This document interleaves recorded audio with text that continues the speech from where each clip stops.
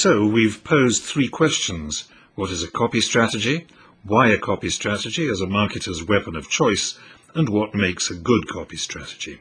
The copy strategy is what we use to control or influence message content, the concepts, words and pictures which coax a customer step by step into loyalty to our brand. We choose to use it to ensure that every brand message is effective, that each and every message in every medium, from internet to invoices, promotions to packages, bus sides to billboards, strive to convince the customer that the brand is their preferred brand. And to be effective, a copy strategy must be brief, clear, focused, and unequivocally competitive. So how do we put our copy strategy to work? Well, of course it isn't the copy strategy that goes to work. It's who puts it to work. So there's a big question before the how. It is the who. Who puts the copy strategy to work?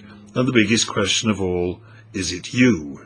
This is the moment of truth, the supreme test, when thoughts become deeds, when study turns to action. This is when you move from passive mode to active mode. As my gross friends would say, and I have plenty of them, it is time to piss or get off the pot. The question is now not can you put a copy strategy to work, but do you care enough to want to? You certainly can put a copy strategy to work. To a considerable extent, or to a moderate extent, you can do it, however small your part in the message chain. But do you really want to? Do you really care? Brands are all about caring. Loyalty is a strong emotion. If a brand is to inspire loyalty, it has to exert an emotional pull. And to project emotion, it has to absorb emotion. It has to be nurtured, as a human is nurtured by a parent, a teacher, a friend or a lover. If you don't feel for a brand, don't aspire to brand management, not even partial brand management. Work on projects, client development, events, sponsorships, ad placement, growing in social media, data mining, research, but don't get involved with copy strategies. Don't try to coax anyone into a loyalty to a brand you don't feel yourself. But if you do feel it,